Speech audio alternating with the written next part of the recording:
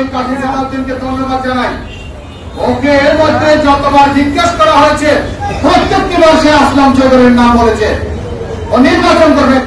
সীতাকুণ্ডে বিএনপি প্রার্থী কাজী সালাউদ্দিনের মতবিনিময় সভা অনুষ্ঠিত হয়েছে।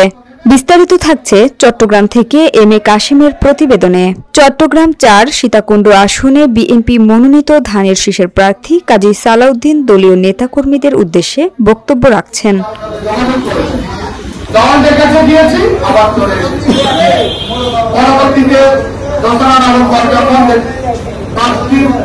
ঘোষণা করবে সেদিনে শুধু আমি জানতে পেরেছি দল আমাকে মনোনীত করেছে মির্জা ফখরুল ইসলামের ঘোষণার মধ্যে দিয়ে আমাদের মহাসচিব যেদিন ঘোষণা করছে তখনই শুধু আমি জানতে পেরেছি।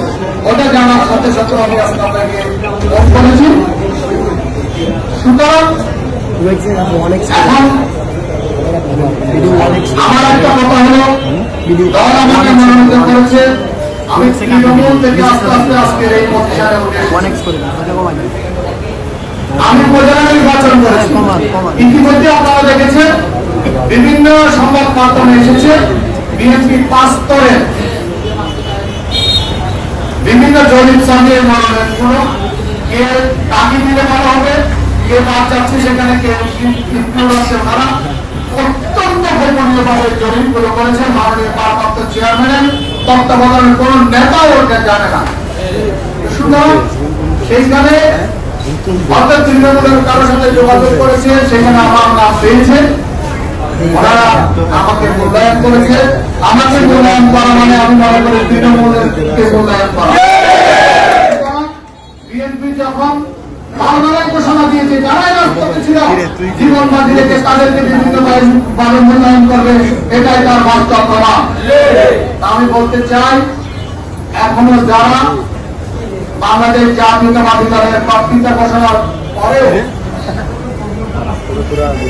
যাদের এখনো পর্যন্ত আমাদের সাথে সম্পৃক্ত হয় নাই তাদের প্রতি আমার উদাত্ত আহ্বান থাকবে। আমি ব্যক্তি চালাতেই কোন বিষয় না। আজকে আমার জায়গায় খালেদ সাইফুল্লাহকে যদি বিএনপি মনোনীত করতো আমরা তার পক্ষে থাকতাম। সুতরাং বিএনপি কাকে কখন কোথায় মনোনীত করবে সেটা সেন্ট্রাল বিএনপির দায়িত্ব, আমাদের দায়িত্ব না। আমাদের দায়িত্ব হলো বিএনপি কখন কোথায় কাকে দায়িত্ব দিয়েছে তাকে সহযোগিতা করে বিএনপির কথাটাকে উঠিয়ে রাখা। সুতরাং আমি আপনাদের সবার প্রতি আহ্বান জানাবো, এখানে আকর্ষা থেকে যারাই আমার সাথে যোগাযোগ করেছে আমি প্রত্যেককে করজোড়ে নিবেদন করেছি আমি এককভাবে কারোর সাথে বসতে চাই না।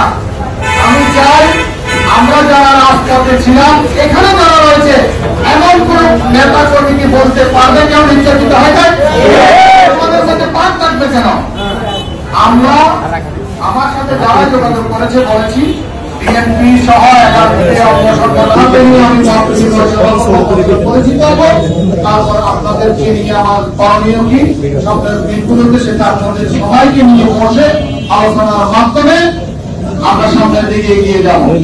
কাউকে ইনশাআল্লাহ কেউ আমার পাশের কেউ পিছনে রেখে হবে না। আমরা সবাই একাত্রে পথ চলতে চাই, বাদ দিব না। সুতরাং আমরা সকলে ঐক্যবদ্ধভাবে সামনের দিনগুলোতে একভাবে বসে যেটা করলে আমাদের এই নির্বাচনে প্রচারণা করতে এবং জয়লাভ করতে সুবিধা হয় সবার মতামতের ভিত্তিতে আমরা সামনে এগিয়ে দিয়ে যাবো। আর আমাদের কাছে আমি এসেছি আজকে এসেছি রাজনৈতিক কর্মসূচিতে যে কিছুদিন পূর্ব মাসখানেক পূর্ব আসলামের সাথে একটা অনুষ্ঠানে এসেছিলেন, এখানে সম্বল বিতরণ অনুষ্ঠানে